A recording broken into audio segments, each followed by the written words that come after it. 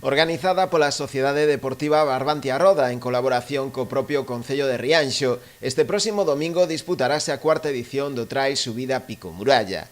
A proba terá un percorrido duns 15 km, especialmente dura na parte final do trazado, cun desnivel positivo duns 670 metros. A saída está prevista ás 10:30 da mañá dende a Praza Virxe da Guadalupe. É unha proba de 15 km con saída en Rianxo, que ten un desnivel acumulado de 670 metros.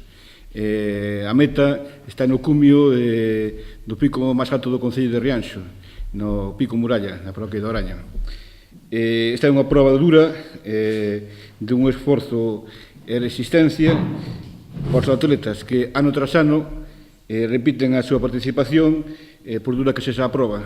É un trail que nos seus 10 primeiros kilómetros é un pouco para disfrutar, é moi rechán, todo pola beira do río, é un sitio precioso, é un sitio que moita xente das Bisbarra conoce, o río Té, e que chegamos ao kilómetro 10, que é onde xa aí temos o primeiro avitollamento, e eses 5 últimos kilómetros de subida da aldea de Hermida arriba, da Ferrería, perdón, Ferrería hasta o pico, hasta o cumio do pico, que son eses 5 km máis duros.